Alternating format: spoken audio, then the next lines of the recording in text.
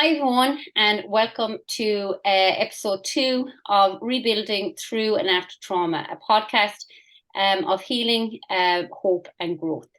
So today, I am bringing on a wonderful friend, and today I just want to talk about, the journey through trauma, and again, and after. Again, when people come into our lives, and they come in to show us something, and we don't know. Obviously, we build that friendship when we're there, and sometimes we don't really know why they're on the journey with us. But when they do, they're here to support us and to bring us along. So I am so delighted to introduce my guest for tonight and a great friend of mine, Martin Glynn. So Martin, welcome and thank you for coming on the podcast. Tell us a little bit about you, and then we'll hit into a great conversation about friendship and about growing together, supporting each other through, journeys that you go on when you come in to start to heal. So welcome, Marty. Hey Sharon, thanks a million for having me on, by the way. And I have to say we are great friends. It's a privilege to be on. Thanks very much. So I suppose where do we start? When did we met? Yeah, so when we met, yeah. We met I'd say about 7 years ago, I'd say, is it? At this stage? Yeah, I think it's About that. no, we would be 8 years now, because I'm nearly 8 years. 9 years in the clinic. Yeah. Oh, so you're counting the years. You have a calendar beside you there, ticking them off the years of it. Tick it off. I remember the first day, Marty. I'm like, it's like being in jail. Yeah, I remember I remember the first day very well as well. It was through Essential Oils we met, to be honest. doTERRA. I was a wellness advocate at the time, and a good friend of mine, Annette, asked would I go meet this new girl that she'd met. She knew you, she'd known you before, but she spoke to you about the oils. And I remember I was kind of going, yeah, no problem. So we went to the Raheen Woods, and we sat down, and I don't know, we must have a very similar energy or something, but like I was blown away by it, to be honest. And we had the best chat ever. And I actually had a race the day before. I really didn't want to go that day. I was like, oh my God. And I could do this another day because it kind of sprung on me. And we had a great chat that day. Then we went back, we met you the same week. I think we went to your house and taught a few people about essential oils. Yeah. And I remember we were just enthralled by, we were supposed to be essentially teaching you, I suppose, on the night, but we were just glued to everything you were saying, which was amazing. It was a mad all night, and since then it's been great friendship, to be honest. Yeah, and that's what it really did. It just grew into that, and that's like, I suppose at that time when I was looking for something. So I was doing the energy work, but I was looking for something else, an add-on. And then I had seen Annette, and I had traveled to Australia with Annette anyways. And I think so I had that trust there when I seen her, doing the oils. And then it's funny because when she said, "Oh, I'm gonna meet my friend wants to meet you," and I remember you telling me, you said, I didn't even want to be there. But it was just such crack. And I think, really for me, it was the oils that opened that up for me. It opened up a door of, friendship. Because again, and I don't know, do you know this as much as I would believe it? It's like, in those moments, even with Annette, it was like you believed in me so much that I believed in myself. And I think sometimes that's a huge thing when we find that one person. And Chris Kilkelly was another person that did that for me. But it was just like a belief that, you definitely, gave to me, that was always kind of like, you can do this, Sharon. You can do it. And then when you come to the classes and stuff like that, you just let me off to do it, and give me, the direction and everything like that. And then everything just evolved into a huge friendship then. And then you went on your journey, and then with, having the kids and everything like that, and for them to grow up in that way as well was just amazing.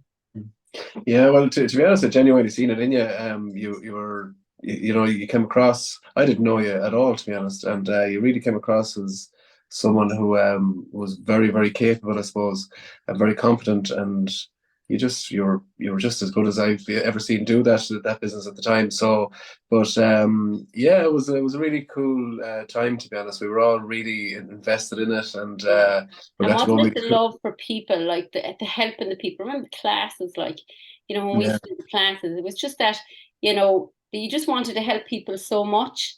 And I think with the energy, we did it, yes, there was the oils there and everything like that, and empowered people with the oils. But really, it was, it became nearly a big family. Yeah, we were, to be honest, and like it was an incredible time for me, I suppose, because I'm a carpenter by trade, and it's not an area of where I thought I'd be dipping my toe into it at all. To be honest, it's just that when myself and my wife Petra, back, it was in 2015 actually, we met, is right, because I have that gratitude jar still there that you gave me the Yes. first day. I genuinely have it here. I'll try and find dig it out. Mad into the gratitude. Yeah, but we had a lot of fertility issues at the time, and we didn't know where to go. We've been down with 5 years trying all this different stuff. We did IVF, we did. Oh, I think we went down every avenue we felt, and we kind of came to the stage where it didn't look like it was for us, and that's when we kind of came across the oils. And when we started using the oils, it wasn't for what we never thought it'd be help us with the fertility. We just wanted something natural alternative to help Petra with the pain she was in, because she was struggling with endometriosis at the time. So we just the oils came into our lives at the time, at the right time, to be honest. Yeah. Because if they came into our lives when we weren't struggling, we wouldn't have even looked at it twice, to be honest. We'd be like, you go away with that, the whole snake oils. But it was just that we were in such a bad place that we didn't know where to turn, and it looked like kids weren't for us, to be honest, which we were devastated by.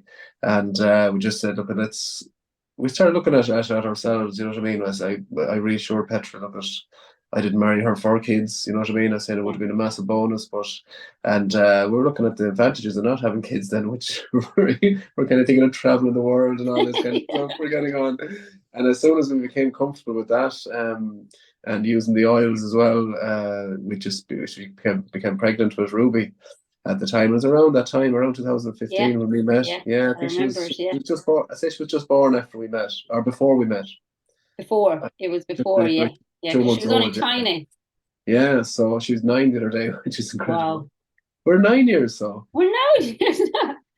We're 9 years. You want to update that calendar? I probably rubbed one of them off there over the years, and that's one of the things I suppose we should say as well, is that even though it is 9 years, we don't see each other all the time, but it's that connection that you just know that that person has your back. If you picked up the phone, like we were only talking there a couple of weeks ago, over something different that we'll talk about in a minute, but it's that thing that it was that forever connection, through, again, your fertility and oils and stuff like that, that we don't have to see each other all the time. We just know that that person is there. Yeah, I'd love to speak to you every day, but the two of us have busy lives. But the problem is when we do call each other, it's usually 2 hours, so we can't. So we have to book it into calendars, Martin. Yeah, we'll have to book it in. But no, you're 100% right there. Like I've a lot of friends, I suppose, that you probably wouldn't speak to on a daily basis, but they have your back, and if it ever came down to it, there'd be never an issue like, geez, haven't heard from you in a while. Yeah. But look, everybody is, especially when kids come along with busy lives, and you don't have time to keep them connections as close as they were, I suppose. Yeah. But you always know they're there. You always know the trust is there, and it's a great comfort to know your friends like that. Yeah, absolutely. And just with that as well, with the fertility, and I know you had a second child as well. So did you have to go down did you go down the route with the oils as well, or? No, second time the same. It was literally, we were just overjoyed that we'd won. You know what I mean? Yeah. We couldn't believe it. We were absolutely, you remember at the time, we just obsessed. And then we just tried it again with him to give another go. You know what I mean? I said, not a hope for this work again. You know what I mean? And lo and behold, we'd Mila less than 2 years later, 22 months between them, with 2 girls now. Yeah. Like yourself, so yeah. And look, it wasn't like that. That was a massive benefit of the oils in doTERRA, but just to being able to kind of, when we used to do classes and being able to ever think I'd be able to help people in that way was massive for me. I was kind of going, come from a building site here, you know what I mean? Kind of going, yeah. but like people were interested and people needed that help, and it was great to be able to give it to them. And as we said, the friendships we met along the way were fantastic. Like, I mean, they're Fantastic, yeah. like, yeah, we would have probably never met each other, to be honest, only for it, you know. So Yeah, and that's why I say all the time, like, we just don't know the journeys we go down. I didn't know why I went into essential oils. I told the story before that I left my job to to sell essential oils. Remember, I left, yeah, and I was like, oh, I'm going to go now here and go to knock on everybody's door, and then I'm going to do an essential oils class. Well, actually, it was essential oils that kind of opened me up to, again, helping people. So that's my passion. And we'll go to where it has evolved for you in a minute. But I think that was the same thing for you, because again, when we did these classes, and you were helping people through fertility, and I know there was so many people that did the same protocol as ye. When yourself and Petra were helping people, and they became parents, which again, is a massive, massive thing. But it is that thing, as I say, that it opened up that thing that I can help people in some way, shape, or form. yeah. So did it always have to be the oils? Do I still use the oils? Absolutely. But I think that, again, if you find, for anybody out there who finds something, that either changes their lives in a small way or it can change somebody else's life, then it's very, very powerful. And it can open up doors. It can open up doors, huge doors for people. So just on that note as well, like, I know you've transitioned into, again, something different, but yet if we look at it, really what you're doing is you're doing what you've always done. It's just believing in other people's ability to do things, and to share that kind of, energy that you have now with other people, empowering other people. So tell us about your new adventure. Well, just to touch on what you were saying there, it's 100%, because from hanging out with people like you and being in your company from doing this, it showed me, geez, you can you can help people. You know what I mean? It wasn't necessarily oils either. You know what I mean? You could just be there for them. You know what I mean? For a phone call, or even, do you know what I mean? I'm big into my running and stuff like that, and just showing them, look, there's loads of avenues here. There's loads. People just think, oh, things are crap at the moment. Do you know what I mean? There's no way out. You know what I mean? But we can always help people. And I remember a video you did a long time ago, and I'm not sure you remember it, and you spoke about helping somebody that were bereaved, and somebody kind of got onto you, I think, and said, are you qualified to do this? Like, I mean, Yeah. and you gave them both barrels. In fairness, you were dead right. And you're saying you don't need to be qualified to listen to someone, you know what I mean, and help someone. So that was something that really kind of struck a chord with me, and realizing, look, it's just being able to listen to somebody could change somebody's life. You know what I mean? Yeah. So And it's all just that thing, I suppose if we bring it back to the essence of it, when we're children and then evolve into adulthood, all we want to be doing is to be seen and to be heard. yeah, So if you can sit there and listen and take out our own kind of thoughts for that 5-10 minutes, and somebody's like, well, I'm actually, and I've seen it so many times, and you would have as well, when helping people, it's that thing, if you give them that one nugget in that 2-3 minutes, it can completely change their lives. yeah. And it's very easy for us to see the nuggets for somebody else. Very harsh for us to see it for ourselves, unfortunately. But that's why you have to be open. You have to be able to take the stuff on board, and don't take it as criticism. You know what I mean? Take it as, look at, if you just kind of switch direction here a small bit, you know what I mean? It could make an awful massive difference for you. And you don't need to be a PhD or anything to do that. You know what I mean? You can just be a regular person, and you can literally change people's lives. I'm not saying that I've changed people's lives, but I'm sure I've kind of. And this is where I have to call you up on that, because you have changed people's lives, and again, sometimes we can't, again, we might give ourselves the credit for it, but as I say, for me, you definitely changed my life, because it's always that one thing, and I always go back to it all the time, is that I always remember you seeing something in me. So when I couldn't see it in myself, I knew you could see it. And I didn't know what it was, but I just knew you could always see it. And he's like, and even sometimes, and it's like that thing, sometimes we're afraid, even though we might have the closest friends in the world, like we are, we still sometimes are afraid to reach out, to say, oh God, could I say this to him? I haven't talked to him in a long time. Geez, I don't want to burden them.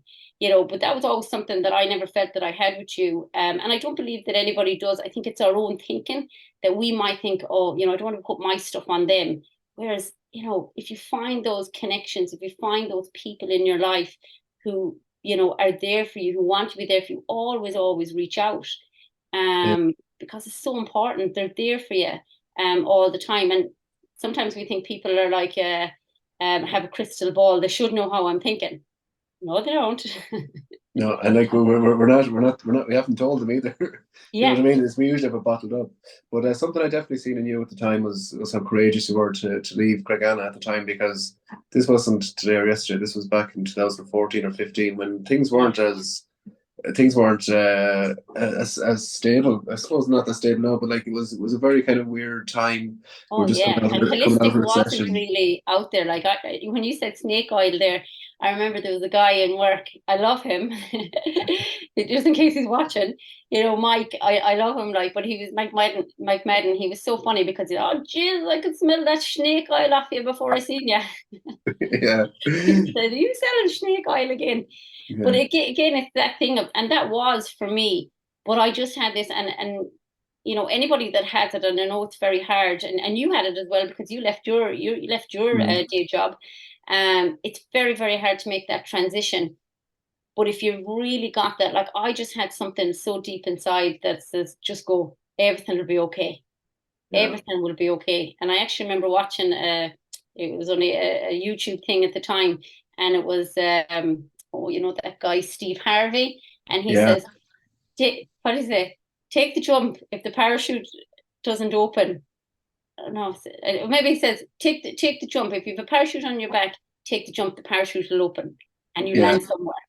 And Yeah. then I said, I just had that thing of, I need to get out of here. I need to just do something more. And then everything changed. Yeah. Same thing And for you. I wish I listened to you more at the time, because I stayed on a long time in my job, and like I loved my job. It was a great it's a handy I number. You know loved what I it mean? too, Marty. Yeah, it was that was the problem. Was it was I was very got very comfortable in it. You know what I mean? It was I worked with lovely people. I went from working as a carpenter on a building site into a nice warm building. It was nice and dry every day. Working with lovely people, and there was no real stress with it. You know what I mean? And Yeah, but deep down, I was kind of just going nowhere in there. You yeah, know. And when I eventually made the plunge a couple of years ago, it just everything opened up, because it put that bit of pressure on me as well to think of new stuff, and it's just been the best thing I've ever done, to be honest. yeah, And I had the best job ever. I really did. I loved it. yeah, I remember yeah. going out the door. I remember going out the door, kind of going, "Geez, I don't know, am I making the right call here?" Because and everyone thought I was crazy, but the best thing I ever did was just kind of back myself Yeah, and went for it. yeah. So tell us a bit about. I'm not telling anybody to quit their jobs here. No, no, I'm definitely not either. But again, it's all of that in the background of it because, like, I didn't leave my job until I had done personal development. So I had done some of Mm, the Bob Proctor stuff. I had worked with you. We'd done the oils and we'd done the classes. I'd worked with Chris, doing energy work. So I just didn't leave. I had done some work in the background, but sometimes we do have to take a leap of faith. We really, really do. And I think there's a thing that Gary Vee says, if you don't take the chance, you'll never know, but you can always go back. Let's say if it didn't work out, you could always go back and ask for your job back or whatever, but you have to give it a try. You have to give it, and I say, I'm not telling anyone to leave their jobs now. That's what I do say. I'm not telling anyone to leave their job, to leave with their spouses. I'm only giving information. But yeah, it is that thing of, it's the growth that comes behind it. So I yeah, know for me, because I took that leap of faith, and literally, like, we had no backing behind it. It was literally the next week. Say I had a week's wages. The next week I had to do something. So I had nothing in the background to kind of keep me safe. I had to push myself into it. I had to push myself forward. But it was the best thing because I just super focused then on how could I help people. How can I help people more. And then obviously, everything just, came, and it was just fantastic then.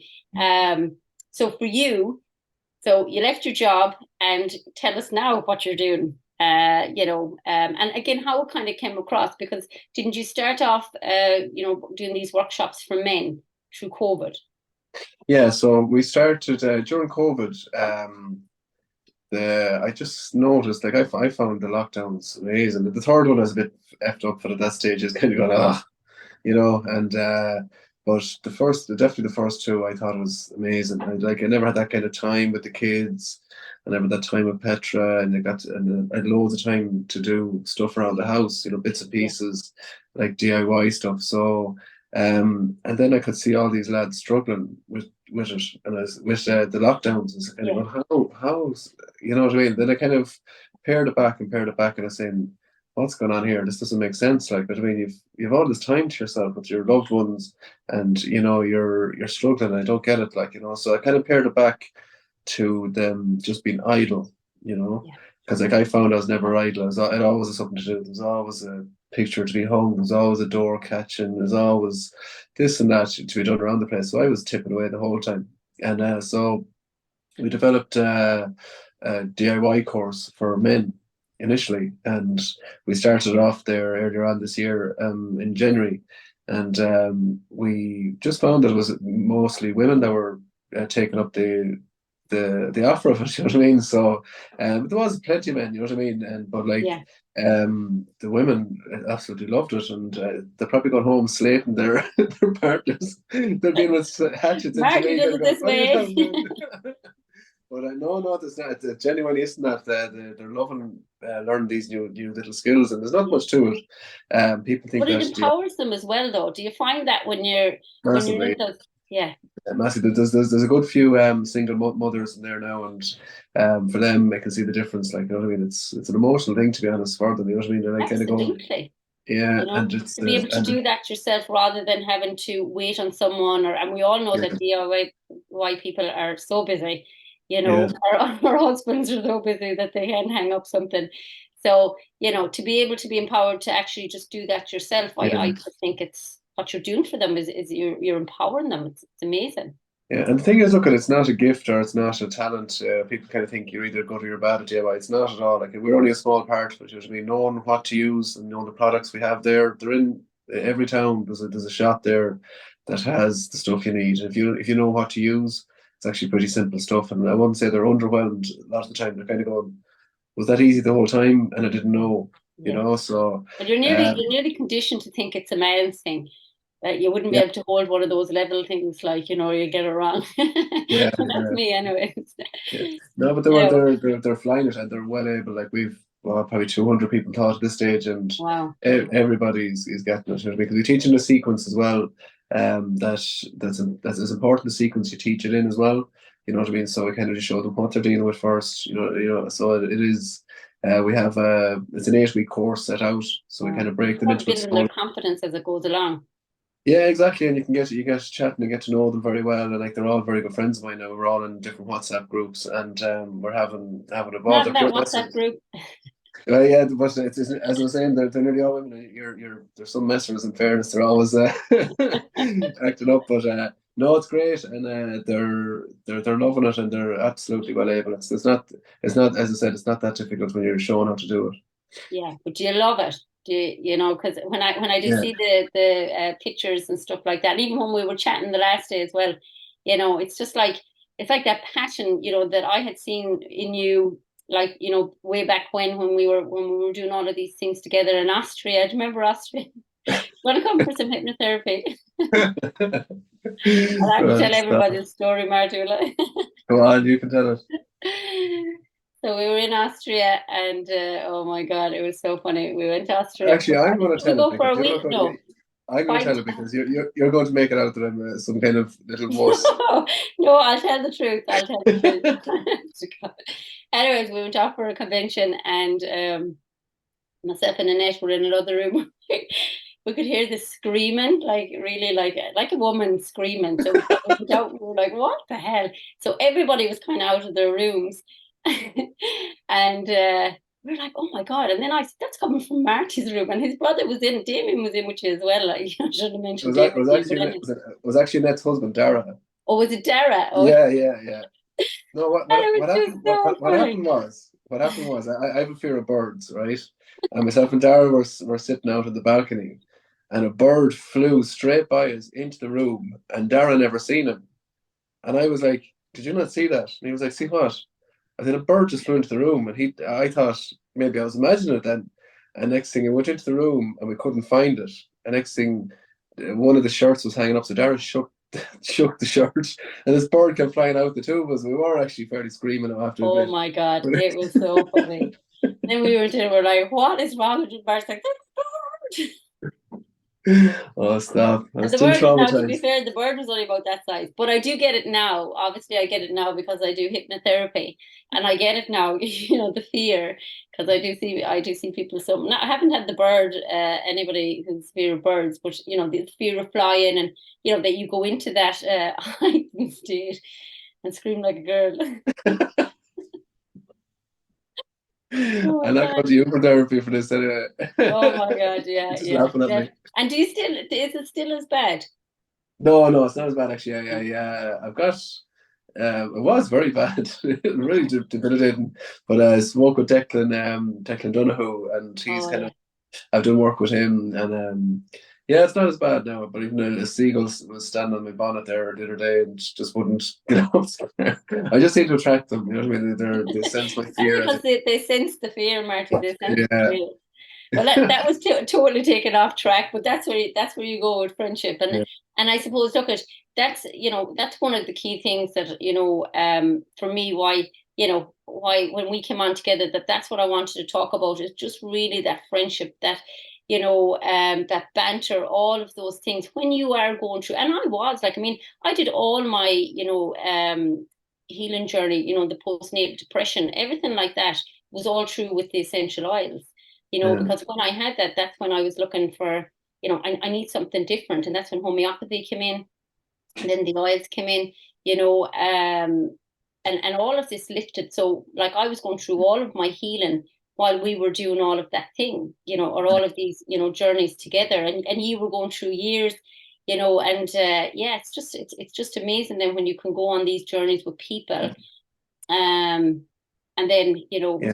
I evolve think to that where, the thing is too is say when I find that sometimes life is full of lessons. You know what I mean. Usually when bad stuff happens, especially you have to take it as a lesson. You know what I mean. And but at the time you don't realize it. It's not till afterwards you kind of go, "Geez, that's why that happened." yeah, And I learned from that. But if you don't learn from these situations, they're not much use to you. You know what I mean. So when you're going through a difficult time, make sure you're kind of aware of it, but make sure you kind of use it as an opportunity to learn from it and how you react to it.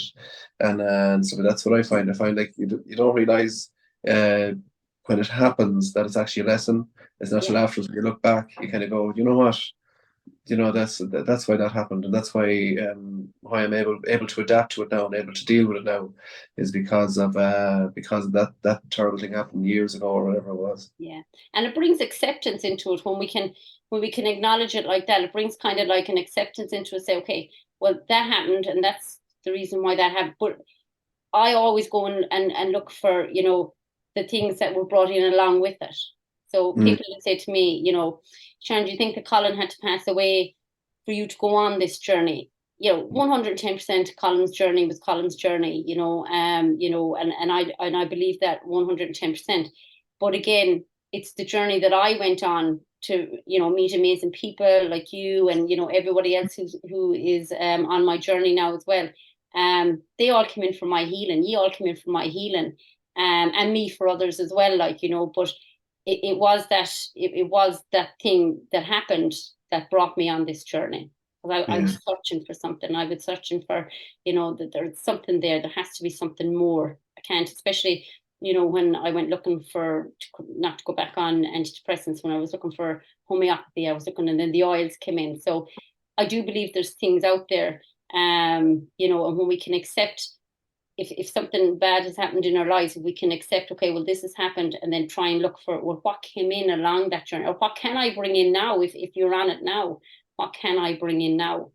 yeah. Um, Like what you went through is an extreme case, in fairness, but at the same time, like the little stuff that we worry about and can be massive lessons as well. You know what I mean? I always say, look, as long as your kids are healthy and you're fairly healthy, You know what I mean? You have an awful lot to be complained about. You know what I mean? Everybody goes through a lot of stuff, but I know people with sick kids, and I kind of go, Jesus, how on earth, you know what I mean? I don't think I've enough in me to kind of deal with that. You know what I mean? I can't imagine with the two girls, anything serious been wrong with them. You know what I mean? So I just think, look, you have to be always very grateful. I think you brought a lot of, taught me a lot about gratitude down the years. But Gratitude is powerful. Yeah, get the massive, gratitude jars massive. out. Yeah, yeah. I tell you, I bet you it's right here. I'll find it as soon as I get off the call. Look it's right beside me. Now look at That's there right it is. beside me. You actually 9 years get it. old that is. It says, I am so grateful for, and 2015. There we go. Now, I think you stole that off a wedding table oh, that somewhere. was actually that's our wedding plans. Table 12. I wonder who was on table 12. I didn't take that No, home.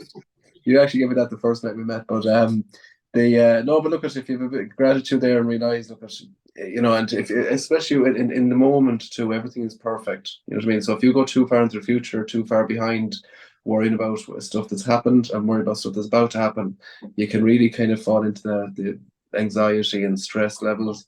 But if you kind of stay in the moment, as close to the moment as possible, every single moment is perfect. You know what I mean? Bar, you know, extreme case, you know what I mean? Everyone's probably had a moment or two that was very far from perfect, but Yeah. most Do of you the find time, running, Marty? Do you find that running helped you through or were you just always into running?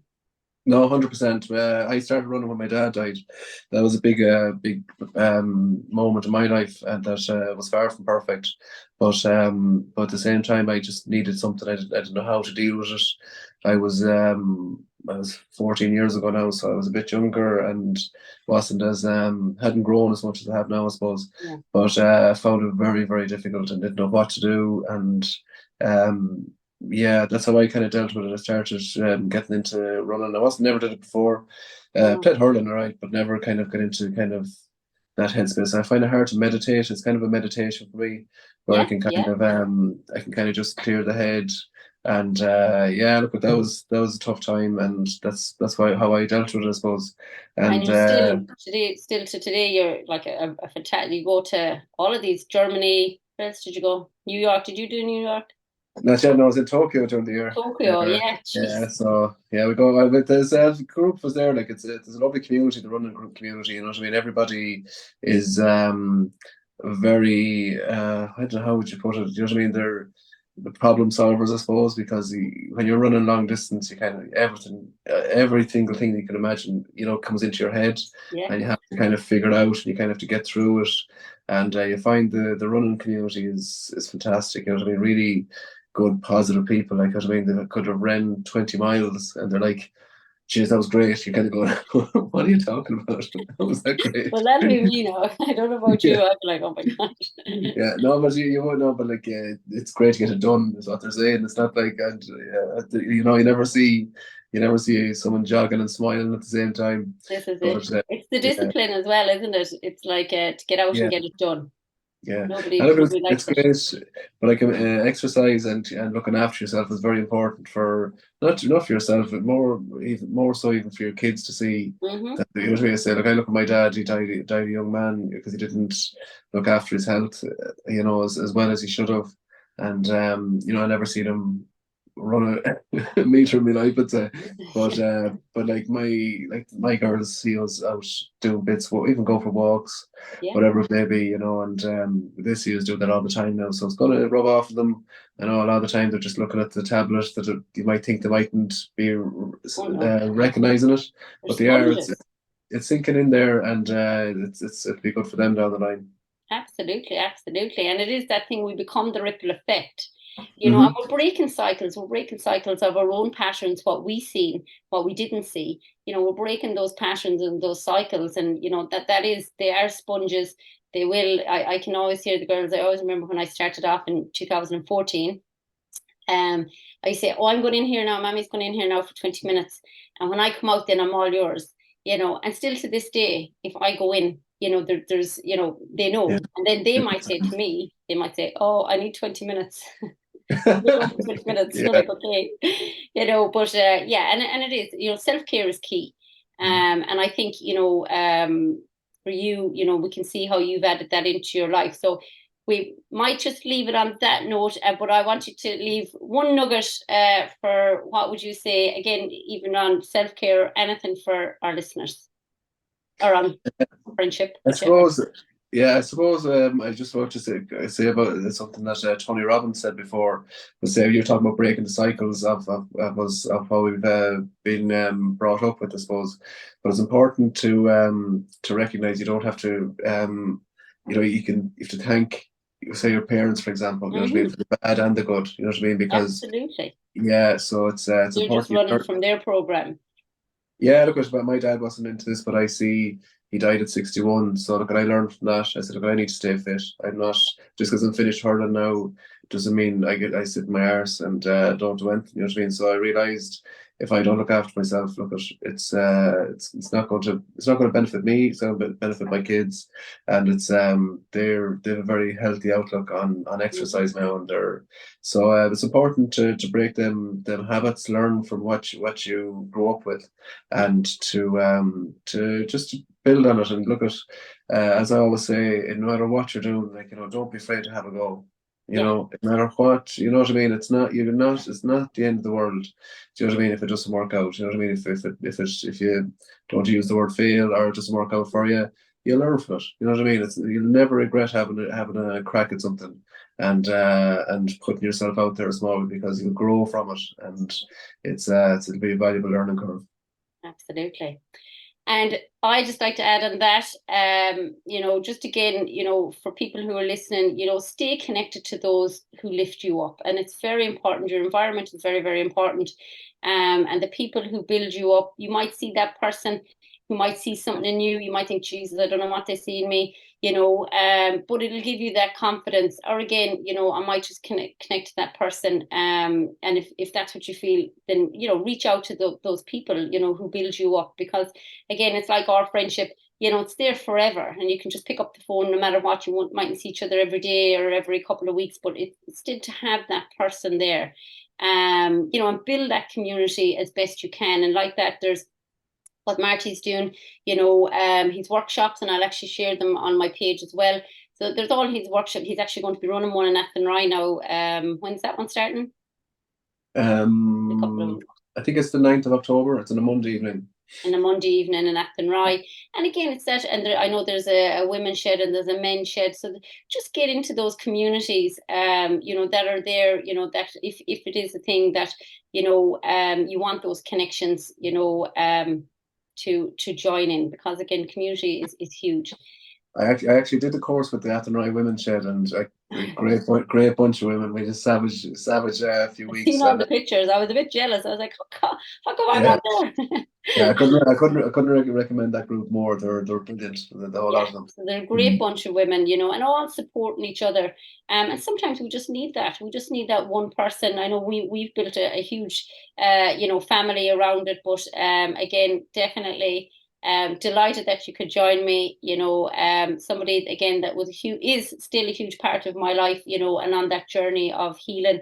And I'd like to thank you for that, Marty. Right back at you. Yeah, and thanks for joining. So thanks everybody, and we'll talk to you soon.